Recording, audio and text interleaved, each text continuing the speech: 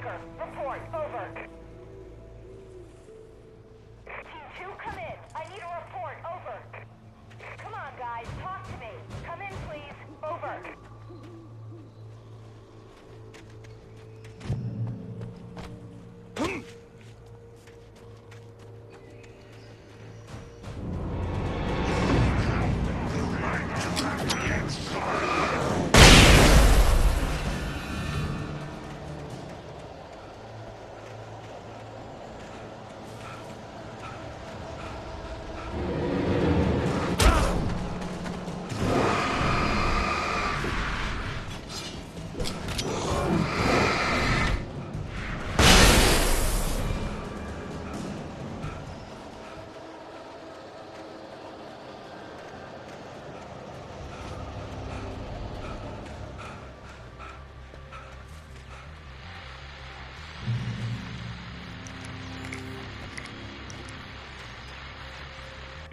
And here's another call.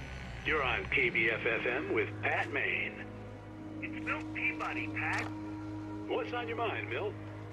Well, I live near the trailer park, Pat, and there's a big ruckus going on over there.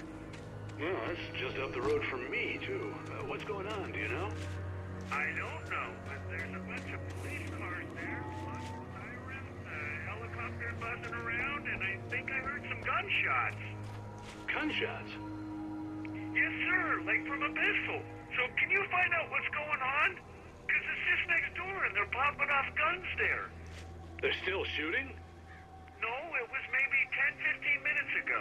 It sounds serious, Pat. I'm telling you, it don't sound like no party. Well, I'm certainly going to give the station a call, Milt. Okay. You'll hear it here as soon as I hear from them. Okay, thanks.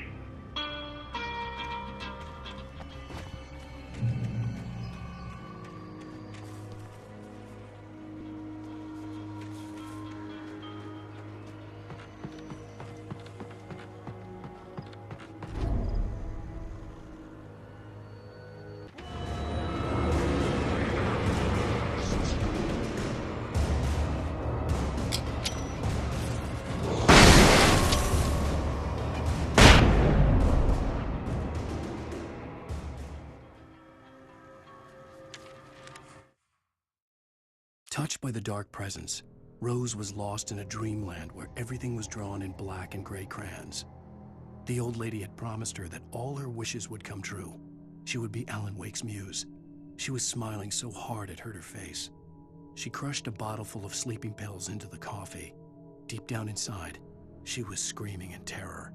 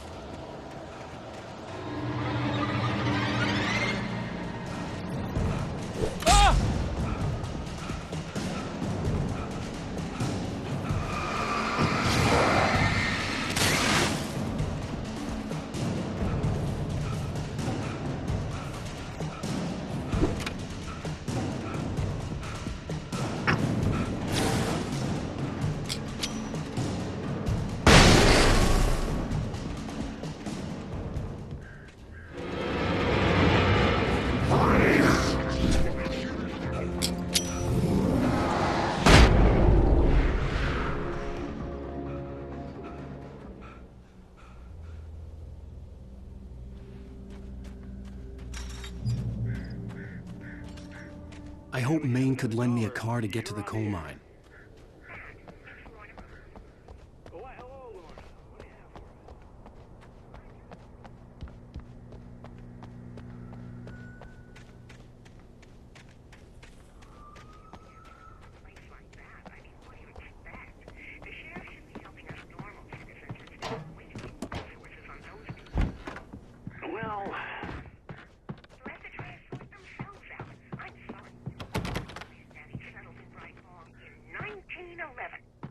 Well, thank you very much for that compassionate viewpoint, Lorna. Oh, here's a little surprise. The famous writer Alan Wake just walked in. Folks, I'm going to see if I can talk him into an interview. Come on in, Mr. Wake. Oh, I'm so glad you could find the time to do this, Mr. Wake. Nowhere to run now, Dan Brown. You back away from me. Don't hurt it. Whoa. Everyone calm down. Put the gun down. We're all friends here, right? Cool your jets, Nightingale. We got him. Judas Priest! What the hell's the matter with you? There's a civilian in there.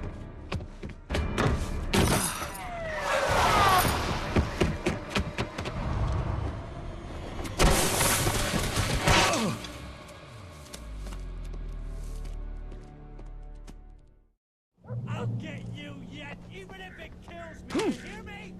You hear me, H.P. Lovecraft? I had fallen off so many cliffs it was ridiculous. That's what you get for naming a book The Sudden Stop. It was probably good I hadn't had the chance to tell Maine where I was going. I'd have to lose the cops and find my own way to the mine. Nightingale stared through the broken studio window into the dark woods. He turned around, started to walk out, but Maine grabbed his arm. "Young man, you almost shot me. You don't shoot off rounds at people like that. What's the matter with you?" Nightingale shook his arm free, marched out. His cheeks burned with rage and humiliation. Sarah trusted her gut, and her gut said Agent Nightingale was an asshole. He felt wrong, and it wasn't just the smell of stale booze. It was in the way he flashed his badge, pulled rank, the look in his eyes when he wanted answers. Where was Alan Wake? What was this about an accident? Where was his wife? And most importantly, why did she let Wake go? He wouldn't answer her questions. Federal business was all he'd say.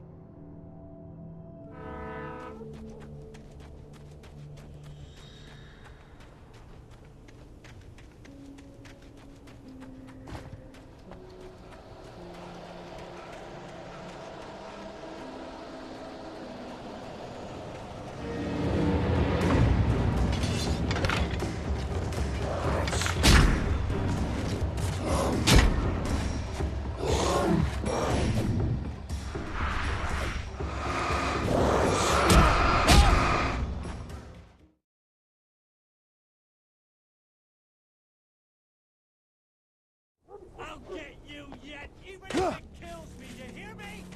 You hear me, H.P. Lovecraft? I had fallen off so many cliffs it was ridiculous. That's what you get for naming a book The Sudden Stop. It was probably good I hadn't had the chance to tell Maine where I was going. I'd have to lose the cops and find my own way to the mine.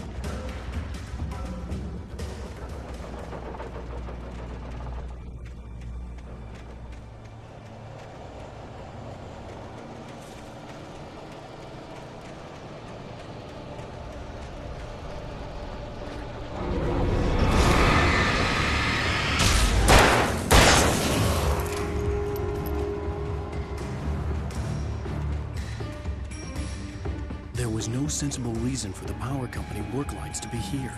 It was almost as if they'd been left for someone like me to use.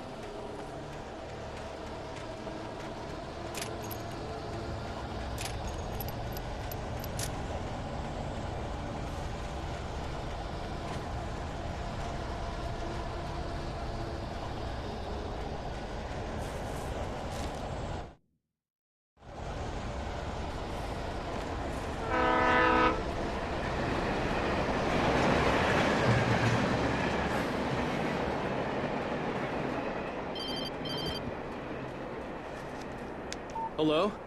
The most stubborn man I've ever met. Alice? Alice? Alan, I'm so afraid. It keeps me in the dark. Please help me. I look at you, Alan, and it's not you. Something else. Looking out from behind your eyes. Alice, I'm here. I'm so alone here. It's all gonna go to hell. You need to be careful. Cooperate. The connection had been terrible, but that wasn't the only thing that hadn't been right with the call. She sounded wrong somehow, but she had called me.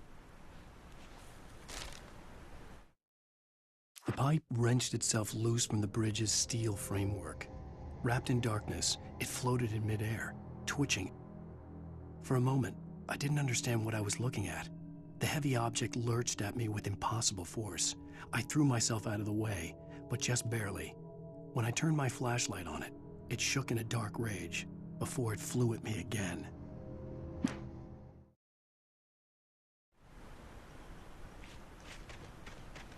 I could see a railway bridge up ahead and a warehouse of some sort on the opposite shore. I hoped I could find a car from there.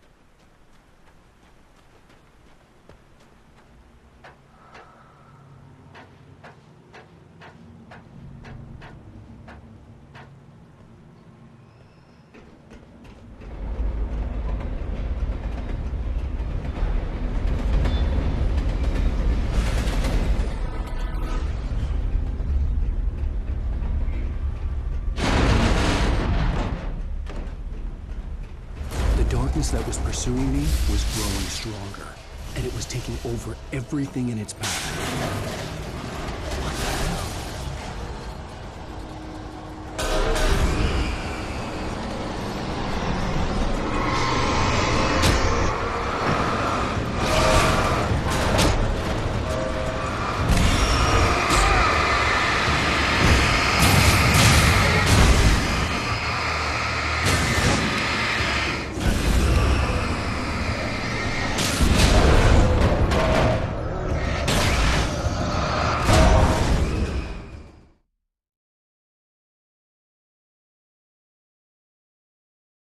Of some sort on the opposite shore.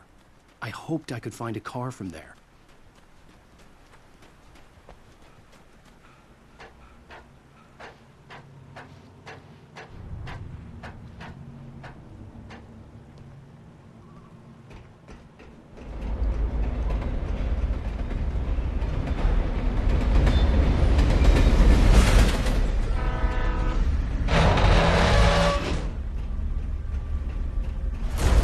That was pursuing me was growing stronger, and it was taking over everything in its path.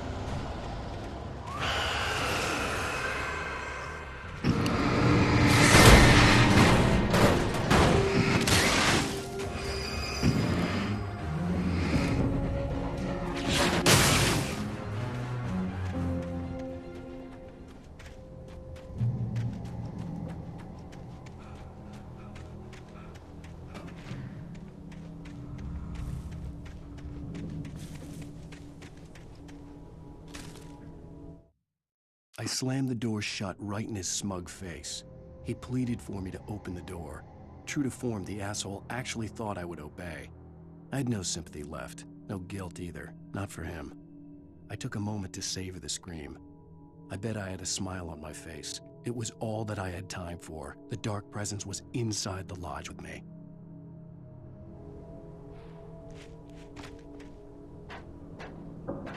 As a teenager, just starting to get interested in writing, Stephen King had been a source of inspiration to me. I thought about all the inanimate objects that had come to life in his books. No one is safe in a good horror story. Certainly not the protagonist. That's what makes them fun. This was anything but. The darkness could possess anything, and it was getting closer.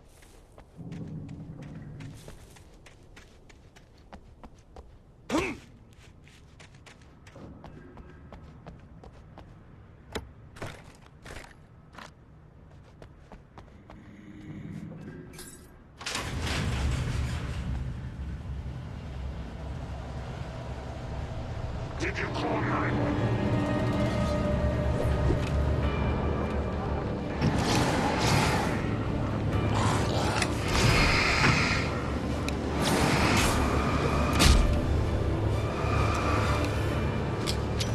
You can't say that.